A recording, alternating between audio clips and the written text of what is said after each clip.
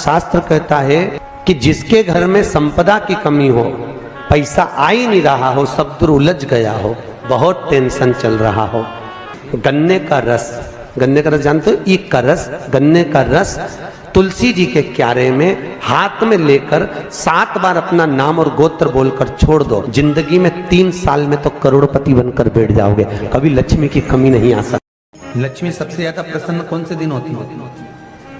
जम के बोलिए जरा। शुक्रवार। तो शुक्रवार को लक्ष्मी सबसे ज्यादा प्रसन्न क्यों होती है? उसका प्रसन्न होने का कारण क्या था? लक्ष्मी जी के 2 भाई थे, दोनों की शादी नहीं हो रही थी, दाता और विधाता, दोनों का विवाह नहीं हो रहा।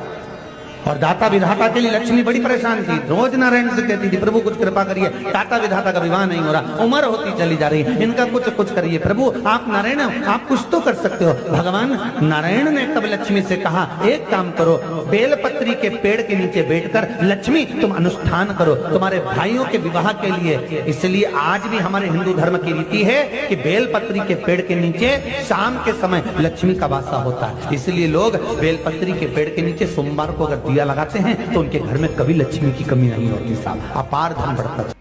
लक्ष्मी वो कौन से 2 स्थान हैं जहां तू जाना पसंद नहीं करती? लक्ष्मी वो कौन से 2 स्थान हैं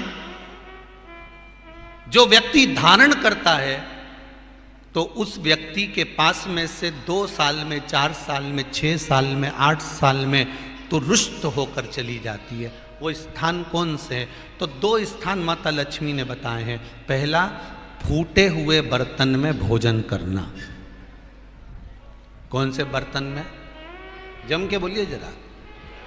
जो टूटा बर्तन होता है, खंडित बर्तन होता है, फूटा हुआ बर्तन होता है, कहीं गिलास की किनोर टूट गई है, कहीं कटोरी की किनोर टूट गई है, कहीं थाली की किनोर टूट गई है, और तुम कहीं प्लेट की किनोर टूट गई है और तुम उसमें भोजन कर रहे हो, तो टूटे हुए बर्तन में भोजन करने वाले के पास में लक्ष्मी छिन्न हो जाती है, उसका भाग्य भी फूटे हुए बर्तन की तरह हो जाता है। ये लक्ष्मी का। और दूसरा,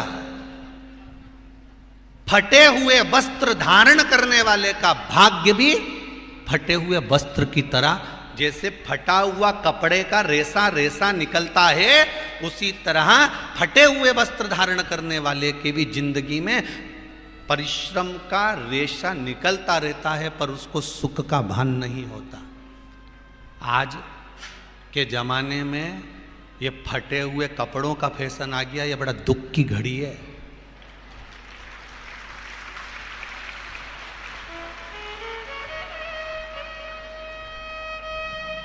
ये बड़ी दुख की घड़ी है महाराज, और लोग उसको फैशन समझ रहे हैं। पहले तो कम फटा होता था, पर आज के जमाने में तो इतना इतना फट गया, ऐसा लगता है कि दिवाली का बम चलाने गया था दीपावली पे और बम कपड़ों के बीच में से फट गया, इसलिए तुमने अपने लिए। शास्त्र कह रहा है, लक्ष्मी कह रही है माता पार्वती को कि 2 जगह पर अगर ये 2 क्रम जिस जीव के होते हैं उसके पास में से लक्ष्मी 5 साल में, हम कई बार कहते हैं इन बच्चों को नहीं मालूम, इन नवयुवक लड़कों को नहीं मालूम, इन नवयुवक बेटियों को नहीं मालूम कि फटे हुए कपड़े पहनने का फल क्या है।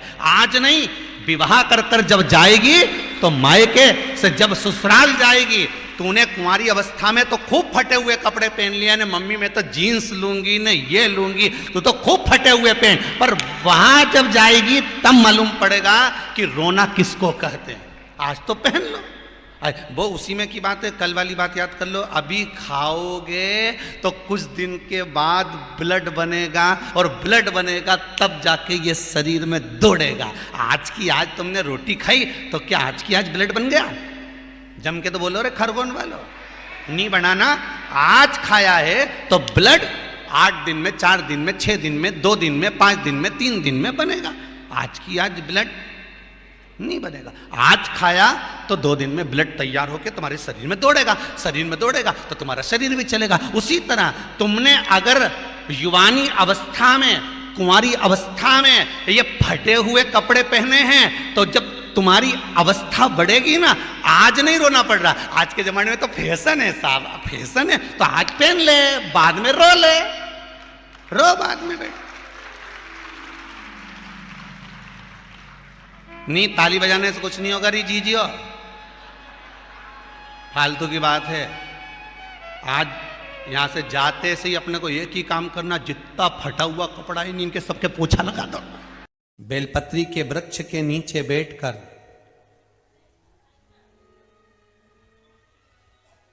हाथ में एक बेलपत्र का पत्ता रखकर आप पंचाक्षर मंत्र नमः शिवाय, ओम नमः शिवाय या श्री शिवाय नमस्तुभ्यम या महामृत्युंजय मंत्र का स्मरण कर रहे हो, पर डंडी का भाग अपनी ओर, बेलपत्र की बीच वाली पत्ती का भाग बीच वाली उंगली की ओर रखकर अगर आप स्मरण कर रहे हैं और अपनी कामना कर कर बेलपत्री के वृक्ष के नीचे बैठकर उस पत्ते को सम्मुख रखकर बाबा से विनय कर कर एकांत में उस बेलपत्री के वृक्ष की छांव में, बेलपत्री के वृक्ष की छांव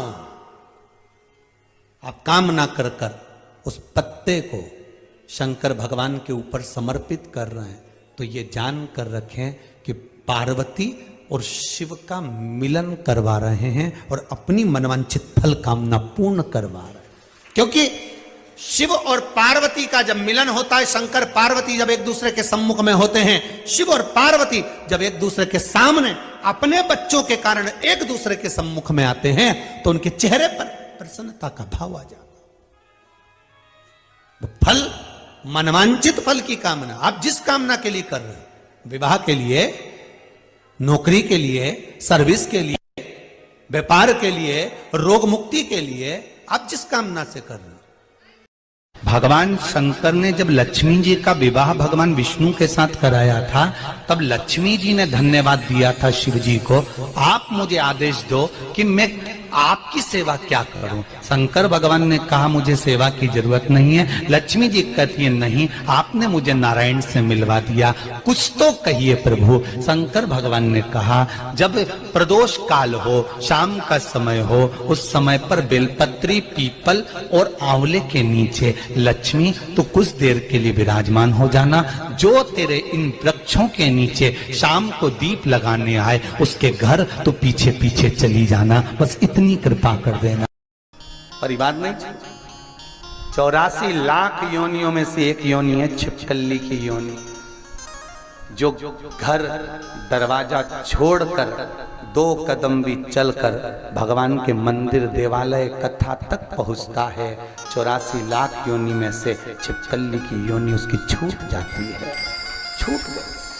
और जो पहुंचा ही नहीं है तो फिर वो तुम्हारे घर में भी कहीं की छिपकली चिपकी हो तो पहचान जाना, तुम्हारी रिश्तेदार है।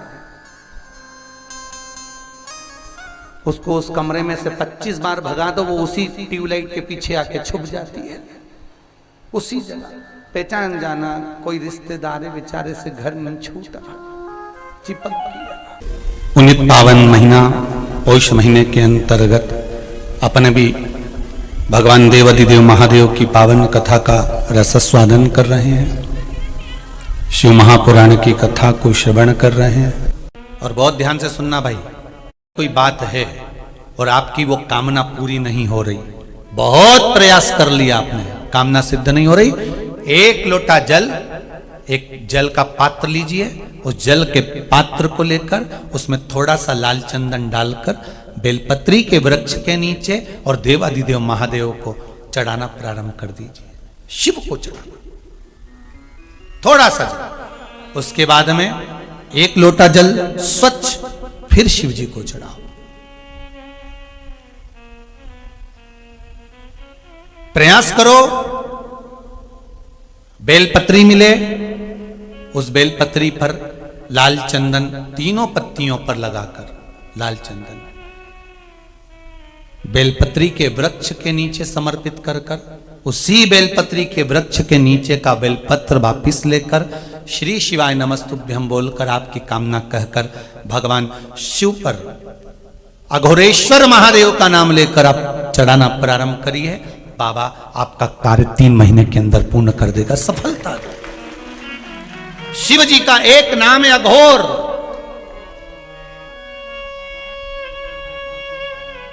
या कहीं बेलपत्र का वृक्ष है, उसके नीचे भी अगर हमने बेलपत्र समर्पित कर कर भगवान शिव का घोर नाम लेकर अगर बेलपत्र को ले जाकर शिव को समर्पित करा है तो उसका कार्य सिद्ध होता ही है। केवल 2 शिवलिंग है जो काले पारत के नहीं दिखते, काले पाषाण के नहीं दिखते। एक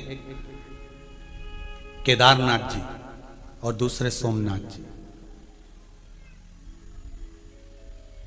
सोमनाथ जी तो आप लोगों को ज्ञात भी होगा, आप लोगों ने, हमारे तो शिक्षा में हम लोग पढ़ने में आता था, तो आप लोगों ने भी पढ़ा होगा कि कुछ उपद्रवियों ने आक्रमण करा था और शिवलिंग को ले गए थे और सब करा, तो वो निर्माण फिर बाद में किया गया।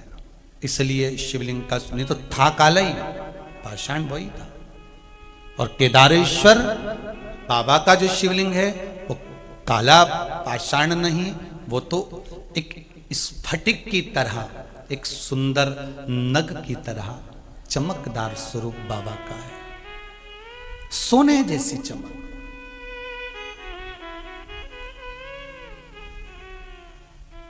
त्रिनेत्र शिव महापुराण की कथा कहती है, अगर काले पाषाण के शिवलिंग पर हम जल चढ़ा रहे हैं, जो काले पाषाण का शिवलिंग है, जो काले पाषाण से निर्मित किया गया है, जो काले पाषाण से बना हुआ है, अगर हम उसकी आराधना कर रहे हैं, उस पे जल चढ़ा रहे हैं, उसकी आराधना कर रहे हैं, उस पे हम जल चढ़ा रहे हैं, बेलपत्र चढ़ा रहे हैं, पुष्प चढ़ा रहे हैं, आराधना कर रहे हैं, तो ये जानकर करना कि उस काले पाषाण में, ध्यान दीजिए, ब्रह्मा भी हैं, विष्णु भी हैं और शिव भी हैं। कौन कौन है उसमें? ब्रह्मा, विष्णु और शिव। और उसी काले पाषाण के शिवलिंग के अंतर्गत महाराज ब्रह्मा अपने 4 मुख से, शिव अपने 5 मुख से और भगवान विष्णु अपने 1000 मुख से वहां पर विराजमान है। उस काले पाषाण के शिवलिंग के अंतर्गत सारे देवता, तीनों देवता अपने अपने मूल स्वरूप में, अपने आनंदित स्वरूप में 1000 मुख कर कर उसके अंतर्गत विराजमान है। और अगर हम कहीं सफेद शिवलिंग का दर्शन कर रहे हैं, मार्बल के शिवलिंग का दर्शन कर रहे हैं, श्वेत पाषाण के शिवलिंग का दर्शन कर रहे हैं, तो त्रिनेत्र शिव महापुराण की कथा कहती है, हम अगर उस शिवलिंग का दर्शन कर रहे हैं तो उसमें 2 स्वरूप हैं, एक मेरा औघड़दानी शिव और दूसरा है मेरी माता रानी जगत जननी जगदम्बा मां पार्वती, उस स्वरूप में विराजमान। और सफेद पाषाण के शिवलिंग में केवल और केवल शिव और पार्वती ही नहीं, सफेद पाषाण के शिवलिंग में माता पार्वती के जितने जितने अवतार हुए हैं और जिस अवतार में माता पार्वती शिव जी की हुई हैं, वो सारे स्वरूप माता के उस शिवलिंग के अंतर्गत विराजमान रहते हैं। महाराज बड़े ध्यान दीजिएगा। और अब आता है तीसरा शिवलिंग, जिसमें नर्मदा जी के जल से निकला हुआ, जिसमें लहर बनी हुई है, निशान बने हुए हैं, कोई तरंग बनी हुई है, कोई मुखाग्रविंद बना हुआ है, कहीं चंद्र बना हुआ है, कहीं सूर्य बना हुआ है। उस शिवलिंग की आकृति में कुछ ना कुछ कलाकृति बनी हुई।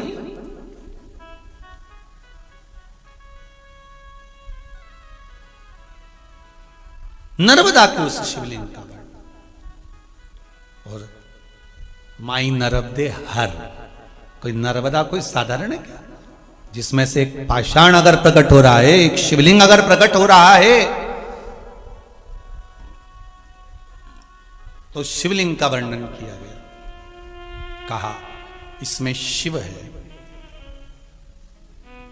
इसमें पार्वती है और इसमें भगवान शंकर के 13 की 13 बच्चे विराजमान हैं। ये वो शिवलिंग है नर्मदा का, वो शिव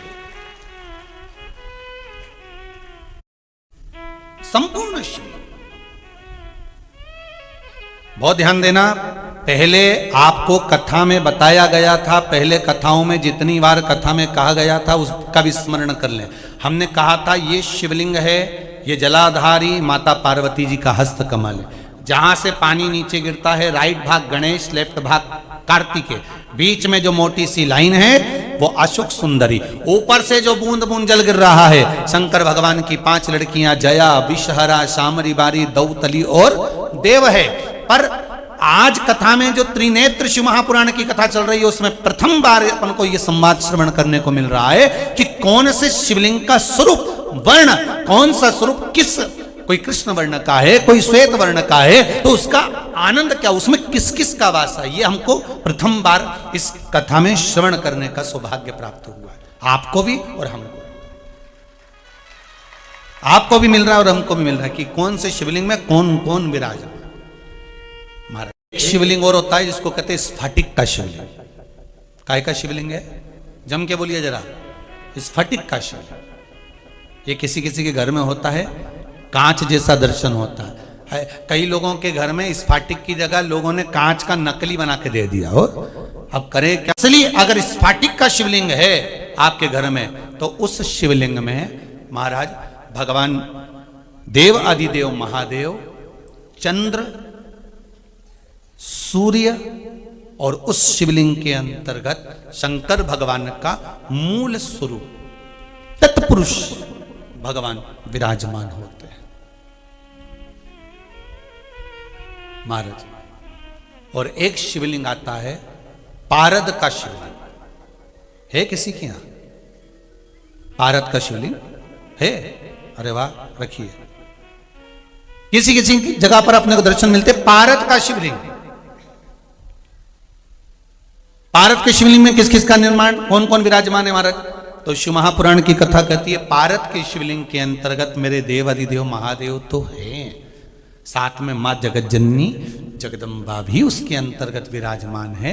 और पारद के शिवलिंग के अंतर्गत महाराज 64 योगनियां कुबेर जी के साथ विराजमान होती है उस पारद के शिवलिंग के अंदर।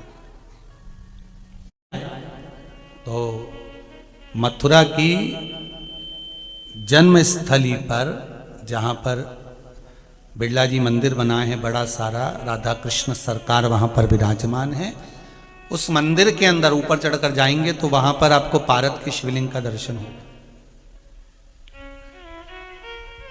वहां हो सकता, आप जाओ और कोई से जाकर कहे कि महाराज हमें बताओ कि पारद का शिवलिंग है तो हम उस पर क्या चढ़ा दें कि हमारी मनोकामना पूरी हो जाए। सफेद शिवलिंग है तो उस पर हम क्या चढ़ाएं कि हमारी मनोकामना पूर्ण हो जाए। काले पाषाण का शिवलिंग है तो हम क्या चढ़ाएं कि हमारी मनोकामना पूर्ण हो जाए। स्फटिक का शिवलिंग है, हम क्या चढ़ाएं कि हमारी मनोकामना पूर्ण हो जाए। मां नर्मदा के जल से निकला हुआ नर्मदेश्वर शिवलिंग है, हम उसे क्या समर्पित कर दें कि हमारा कार्य सिद्ध हो जाए। भगवान का एक नाम है अघोर। ब्रह्मा जी को दर्शन दिया, अघोर मतलब सिद्ध नाम, सिद्ध करने वाला, कार्य की सिद्धता देने वाला। तो काले पाषाण के शिवलिंग में कौन कौन है जरा जम के बोलिए, ध्यान आया कि नहीं आया? कौन कौन है उसमें? ब्रह्मा, विष्णु और शिव। सफेद पाषाण के शिवलिंग में कौन कौन है? शिव, चंद्र, सूर्य और मां जगत जननी जगदम्बा, मां आद्य शक्ति, माता का स्वरूप उसमें। नर्मदा जी के शिवलिंग में कौन कौन है? संपूर्ण शिव जी का परिवार, संपूर्ण। स्फटिक के शिवलिंग में भी चंद्र सूर्य सब विराज। पारद के शिवलिंग में मां आद्य शक्ति, शिव, 64 योगनियां और कुबेर उसी के अंतर्गत विराज। शिवलिंग, एक शिवलिंग और होता है कईयों के घर में पुराने समय से चले आ रहा है। कौन सा शिवलिंग है? तो कहा महाराज जी हमारे यहां तो पीतल का शिवलिंग है किसी किसी के यहाँ? जरा हाथ उठाओ जरा, है? अब देखो कितने लोगों के यहाँ अगर कथा रह जाती, छूट जाती तो आपको लगता कि ये शिवलिंग का कोई महत्व गुरु जी ने नहीं बताया। पीतल का शिवलिंग, और पीतल के शिवलिंग का वर्णन किया है महाराज। उस शिवलिंग के अंतर्गत भगवान देव आदिदेव महादेव स्वयं नवग्रह देवता के साथ में,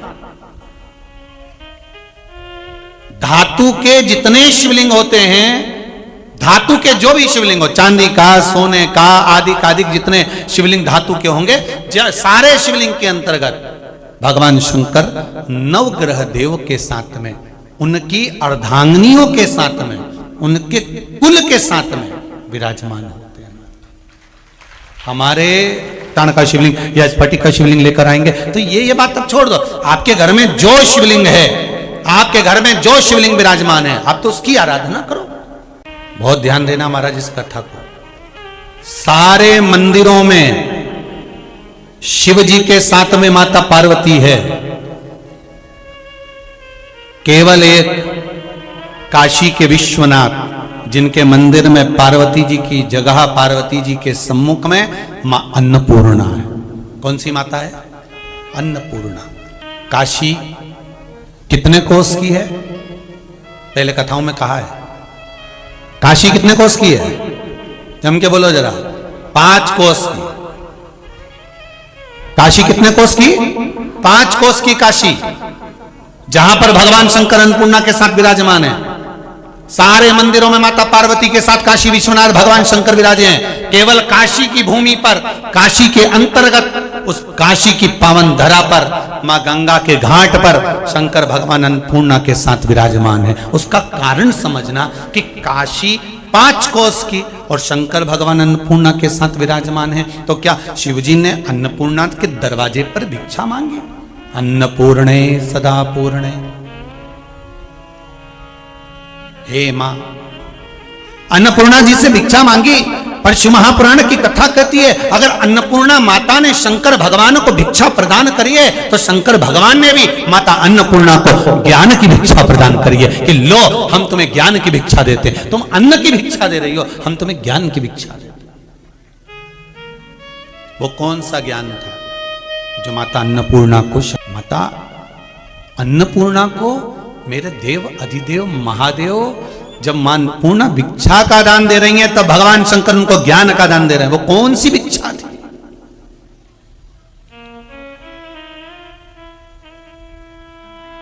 वो कौन सी भिक्षा? अन्नपूर्णे सदा पूर्णे शंकर प्राणवल्लभे, हे मां, हे मां। शिव कह रहे हैं भिक्षाम देई, पर माता अन्नपूर्णा ने भिक्षा दे दी। अन्नपूर्णा जी ने कहा बाबा रुको, आप हमें अगर कुछ दे रहे हो तो हमने सुना है जो देता है और जो लेता है तो लेने वाला कुछ तो देकर जाता है। तो शंकर जी ने अन्नपूर्णा जी से कहा आपको क्या चाहिए वो बताओ, आपको क्या दिया जाए? आज के जमाने में अगर हम किसी भिक्षुक को, किसी भिखारी को रुपया दे दें, अब वो दरवाजे पे खड़ा है और तुमने उसको 1 रुपया दे दिया तो उसको तो गुस्सा आ जाता है। बताओ 1 रुपया दिया, अपशब्द कह जाता है।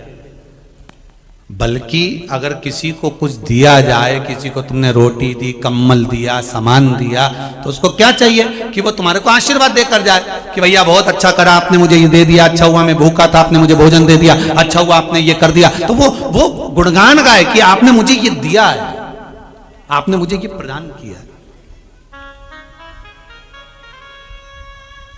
तो शिवजी कह रहे हैं कि मांगो, क्या चाहिए? अन्नपूर्णा जी कहती हैं बाबा हमने आपको भिक्षा दी है, आप भी कुछ भिक्षा में दे दीजिए, आप भी कुछ भिक्षा दे दीजिए। क्या चाहिए बोलो, बोलो क्या दिया है? तो अन्नपूर्णा महारानी ने संपूर्ण विश्व के कल्याण के लिए शिव जी से, उनके जो 5 अवतार हुए हैं, उनने जो ब्रह्मा जी से सृष्टि की प्रकरण को आगे बढ़ाने का क्रम कहा है उसको सुनना चाहा है। माता अन्नपूर्णा कर रही है भोलेनाथ आप अपने अवतार के कारण बता दीजिए, आपके अवतार के स्वरूप बता दीजिए।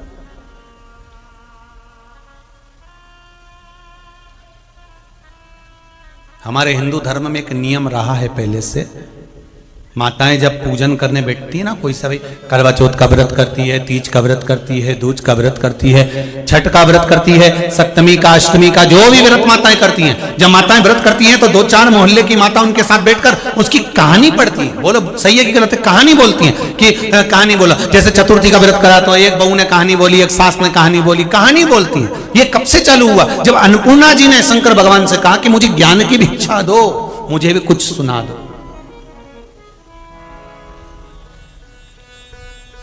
मुझे भी कुछ। शंकर अन्नपूर्णा को अपने 5 मुख की कथा कर रहे हैं। शिवजी प्रसन्न हो गए, अन्नपूर्णा मेरा वर है तुझे, प्रत्येक घर में रसोई घर के अंदर तू सदा विराजमान रहेगी, प्रत्येक घर में तू विराजमान रहेगी। बहुत ध्यान देना इस कथा पर। शिवजी अन्नपूर्णा से करें, तुमने मुझे भिक्षा का दान दी, मैंने तुम्हें ज्ञान का दान दिया। और सुनो अन्नपूर्णा, प्रत्येक घर में तुम रसोई घर में सदा विराजमान रहोगी। अन्नपूर्णा रसोई घर में, अन्नपूर्णा जी कह रही हैं कि मुझे स्थान क्यों दे रहे हो, रसोई घर में ही मुझे स्थान क्यों दिया। अन्नपूर्णा महारानी को रसोई घर में स्थान क्यों दिया। तब शंकर भगवान ने कहा, अन्नपूर्णा जहां पर रस का भंडार होगा, पूरे परिवार के लिए जहां भोजन का निर्माण होगा, तू वहां पर बैठी रहेगी। तो जो ज्ञान मैंने तुझे दिया, तू उस भोजन में वो ज्ञान प्रदान करेगी। जितने लोग ग्रहण करेंगे उनकी बुद्धि संवर जाएगी। जहां से निर्माण हुआ वहीं से बुद्धि संवार दी जाए। जहां से निर्माण हुआ है वहीं से बुद्धि। अन्नपूर्णा प्रसन्न हो गया, अन्नपूर्णा जी के हृदय में आनंद समाहित हो गया। ये प्रसंग को तुमरुका जी ने देवलोक में गा दिया। ध्यान दीजिएगा, यही 5 मुख के प्रसंग को तुमरुका जी ने देवलोक में गाया। और जो तुमरुका जी ने गाना चालू करा, इतने में तो देवऋषि नारद का आगमन हो गया।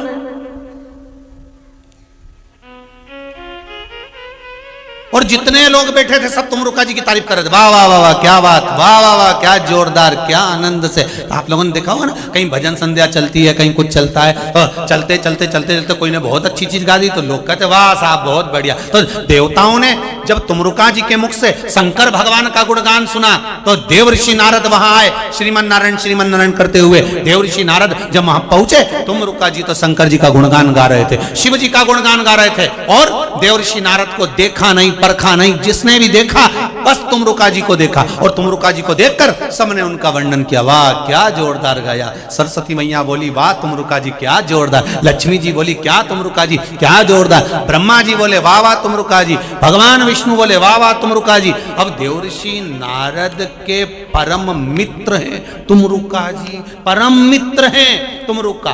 पर देवऋषि नारद को भी हृदय में थोड़ी सी क्या हो गई, बोलो तो, जैसे थोड़ी थोड़ी जलन छिंदवाड़ा वालों को भी हो रही हो।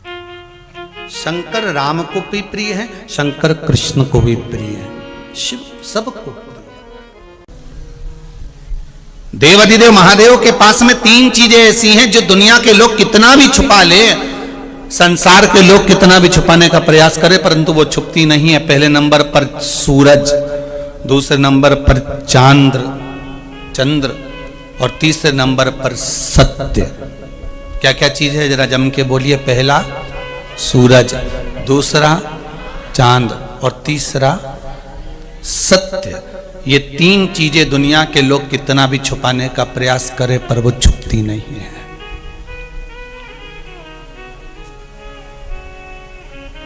सत्य को कितना भी दबा लो,